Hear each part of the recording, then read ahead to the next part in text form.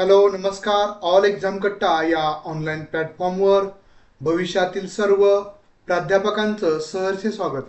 मित्रांनो, आज आपण या व्हिडिओमध्ये आता जी नेट परीक्षा ऑक्टोबरमध्ये जाहिरात प्रसिद्ध होईल आणि डिसेंबर शेवटच्या आठवड्यामध्ये जी परीक्षा होणार आहे त्या परीक्षेच्या तयारी संदर्भात आपण चर्चा करणार आहोत.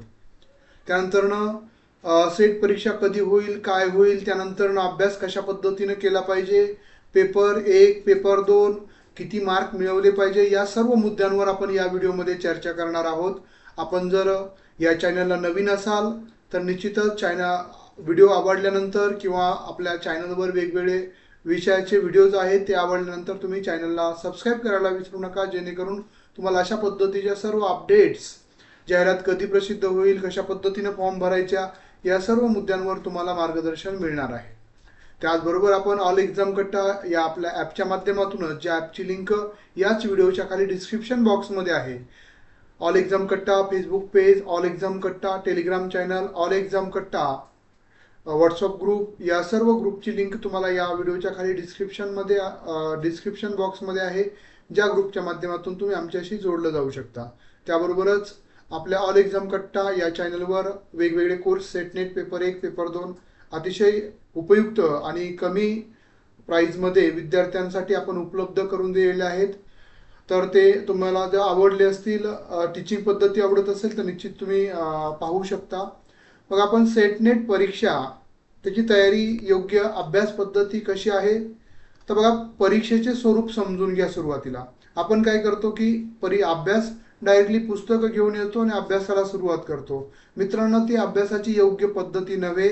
तर परीक्षेचं स्वरूप म्हणजे पेपर 1 जो अनिवार्य आहे सर्वच विषयासाठी, त्यामध्ये कोणते 10 घटक कशा पद्धतीचे आहे, त्याचा अभ्यासक्रम काय आहे, तो अभ्यासक्रम ठेवण्यामागील त्या परीक्षा म्हणजे घेणाऱ्यांचा काय उद्देश आहे, सेटनेट परीक्षा असेल किंवा कोणत्याही परीक्षेमधला, ती परीक्षा आयोजित करण्यामागचा उद्देश काय असतो, तो सिलेबस तोच का ठेवला हा समजून घ्या. पेपर 1च्या बाबतीत बोलायचं झालं तर अध्यापन पद्धती, अध्यापन विषयक अभियोग्यता, संशोधन विषयक अभियोग्यता, वाचन क्षमता, लेखन कौशल्य, लॉजिकल रिझनिंग, मॅथ, ICT, उच्च शिक्षण, हे सर्व जे आहेत, हे प्रत्येक संकल्पना, प्रत्येक घटक वेगवेगळा आहे. प्रत्येक घटकाचं प्रश्न विचारले जाणार आहेत 5-5.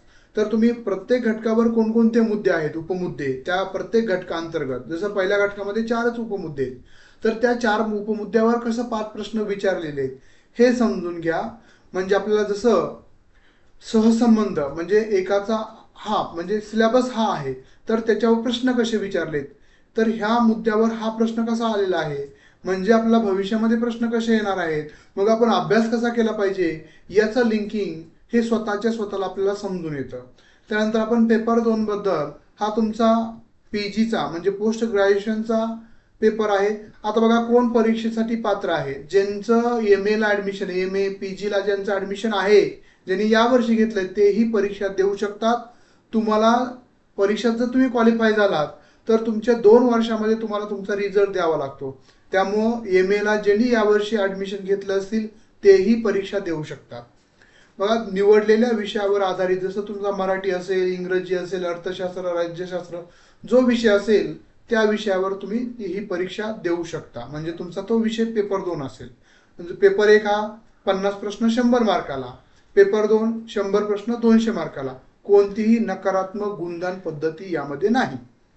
आता अभ्यासाचं योग्य पद्धत, कशा पद्धतीने आपण अभ्यास केला पाहिजे, तर सुरुवातीला आपण समजून घ्या की अभ्यासक्रम घटकावर समजून घ्या.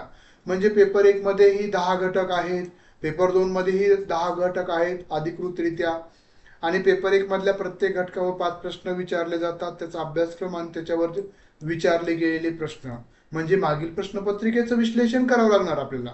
पेपर 2 बाबतही तसंच, म्हणजे 10 घटक आहेत, प्रत्येक घटकावर 10 प्रश्न विचारले जातात, आणि प्रत्येक घटकाचा अभ्यासक्रम आणि त्याच्यावर 10 प्रश्न कोणते विचारले हे तुम्हाला समजलं पाहिजे.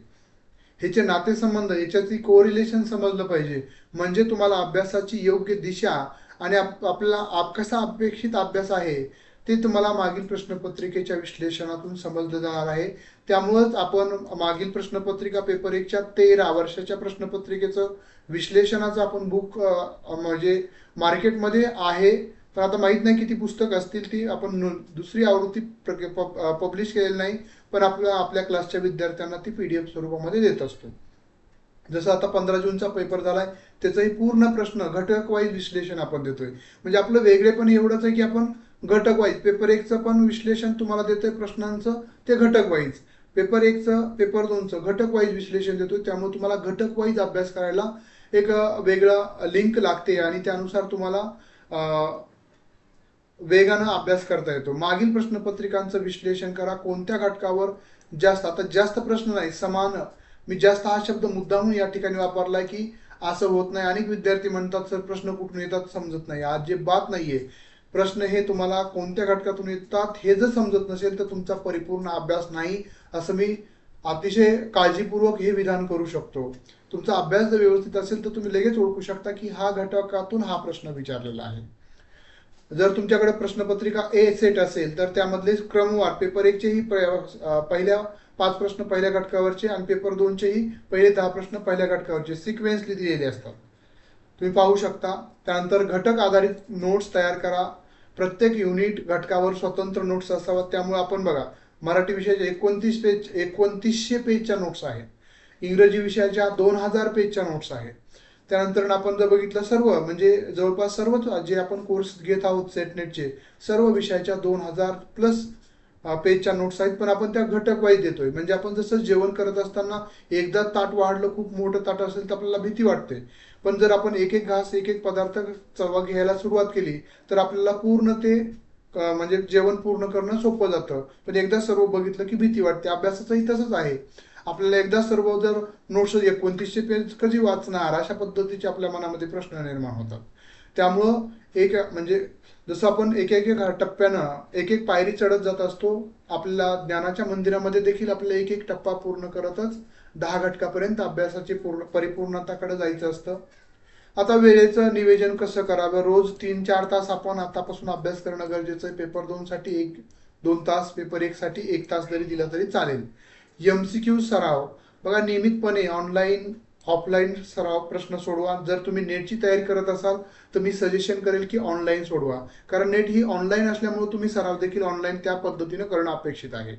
तर आपण त्यासाठी नेट परीक्षेसाठी पेपर 1 आणि पेपर 2च्या 10 टेस्ट सिरीज ह्या ऑनलाईन स्वरूपामध्ये टाइम सेट करून देत आहोत. तुम्हाला ॲपवरूनच त्या लॅपटॉपवर PC वर सोडवता येतील. अशा पद्धतीची आपण सुविधा या वेळेसच्या बॅचला आपण देत आहोत, जेणेकरून तुम्हाला ऑफलाईनही टेस्ट सोडवता येतील आणि ऑनलाईनही सोडवता येतील. ऑनलाईन जरी सोडवलं तरी तुम्ही ज्यावेळेस सबमिट कराल त्यावेळेस तुम्हाला पूर्ण विश्लेषणासहित त्या ठिकाणी मिळणार आहे. प्रत्येक प्रश्नाचं उत्तर आणि त्याचं विश्लेषण. नियमित पुनरावलोकन करणं गरजेचं आहे. रिव्हिजन करणं गरजेचं आहे. एक पुस्तक म्हणजे 100 पुस्तकं वाचणं एक वेळ वाचण्यापेक्षा एकच पुस्तक तुम्ही 100 वेळेस वाचा. मात्र त्या नोट्स किंवा ते पुस्तक अतिशय परिपूर्ण असलं पाहिजे. प्रत्येक मुद्दा त्यामध्ये कव्हर झाला पाहिजे, कारण की ही शिदोरी तुम्हाला भविष्यामध्ये उपयोगी ठरणार आहेत. म्हणजे सेटनेट फक्त संकुचित विचारानं तुम्ही अभ्यास करू नका. व्यापक दृष्टिकोनातून अभ्यास करा की मला या विषयातून मला भविष्यात विद्यार्थ्याच्या प्रत्येक संकल्पनेला उत्तर द्यायचं आहे, विद्यार्थ्यांना समोर जायचं आहे. त्यामुळे या संकल्पना माझ्या व्यवस्थित असतील तर मी कोणत्याही कशाही पद्धतीचा विद्यार्थी असेल, कितीही टेक्नोसायको असेल तरी मी त्याला समर्थपणे प्रत्येक उत्तराला म्हणजे प्रत्येक त्याच्या प्रश्नाला मी उत्तर देऊ शकेल. त्यानंतर सातत्यपूर्ण अभ्यासाचं महत्त्व. दररोज नियत वेळेला अभ्यास करायची सवय लावा. म्हणजे आपला वेळ ठरवा, त्या वेळेला अभ्यास करा.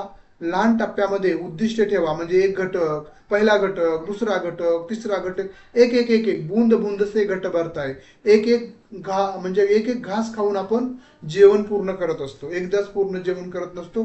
त्याच पद्धतीचं आहे या ठिकाणी देखील. सतत प्रश्नपत्रिकांच्या आधारे स्वतःचं मूल्यांकन करा. टेस्ट सिरीज आपण त्यासाठी पेपर 1 मध्ये पेपर 2 मध्ये 10-12 आपण जास्तीत जास्त टेस्ट सिरीज मागील प्रश्नपत्रिका देत आहोत त्यासाठीच, जेणेकरून तुम्हाला स्वतःला, कारण तुमची परीक्षा ही वस्तुनिष्ठ आहे, सराव देखील त्या पद्धतीनेच वस्तुनिष्ठ केला गेला पाहिजे. त्यानंतर आगामी आता वेळापत्रक जर बघितलं, तुम्हाला अभ्यास कशा पद्धतीने करायचा हे मी सांगण्याचा प्रयत्न केलेला आहे. पण आगामी परीक्षा वेळापत्रक कसं असेल, तर बघा नेट परीक्षेचा जर आपण विचार केला तर 2025 जाहिरात प्रसिद्ध होईल ऑक्टोबर 2025ला आणि डिसेंबर 2025च्या शेवटच्या आठवड्यामध्ये नेट परीक्षा होणार आहे. त्यामुळे पुढच्या महिन्यामध्ये जाहिरात येईल आणि सेट परीक्षेचं आपण मला म्हणजे विचारलं तर याची जाहिरात जानेवारी 2026ला येईल आणि परीक्षा मार्च 2026ला होईल अशी अधिकृत आपल्याला जी माहिती आहे त्यानुसार. त्यामुळं जर आपण अभ्यासाला तयारीला सुरू केली असेल तर निश्चितच तुमच्या तयारीला परिपूर्णतेकडे घेऊन जाण्यासाठी निश्चित ऑल एक्झाम कट्ट्याच्या माध्यमातून तुम्हाला मदत होईलच. यामुळं ऑक्टोबरपासून नेट तयारीचा वेग वाढवा आणि मार्चपर्यंत सेटसाठी सातत्य ठेवा. म्हणजे तुम्हाला बघा जसं की नेटचं जर तुम्ही परिपूर्ण प्रिपरेशन केलं त्यामध्ये काही चुका झाल्या तर तुम्हाला आणखी सुधारायला सेट परीक्षा पुढे आहे.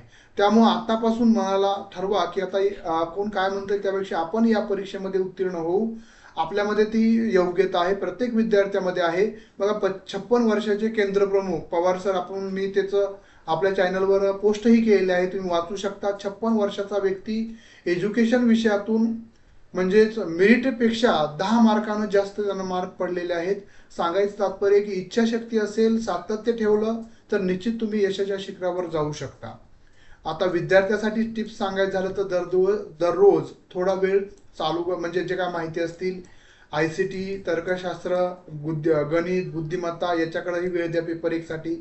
पेपर 2चं बोलायचं झालं तर निवडलेल्या विषयाचे प्रमुख विचारवंत, सिद्धांत, लेखक, अभ्यासक, सखोल याचाही अभ्यास करणं गरजेचं आहे. दर आठवड्याला किमान एक टेस्ट सिरीज आपण सोडवणं अपेक्षित आहे.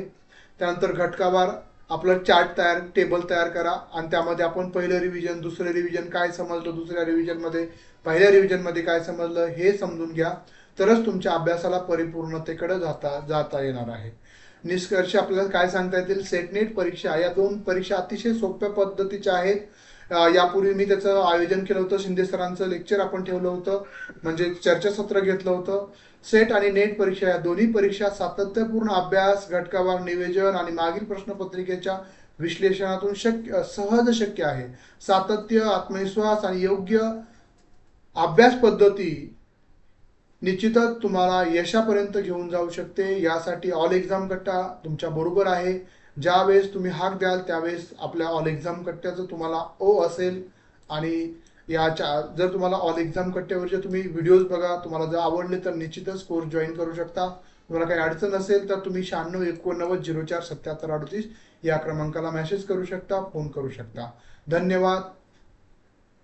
बेस्ट ऑफ लक. येणाऱ्या परीक्षेमध्ये परिपूर्ण अभ्यासासाठी आणि उज्ज्वल यशासाठी सर्व भविष्यातील प्राध्यापकांना खूप खूप शुभेच्छा. धन्यवाद.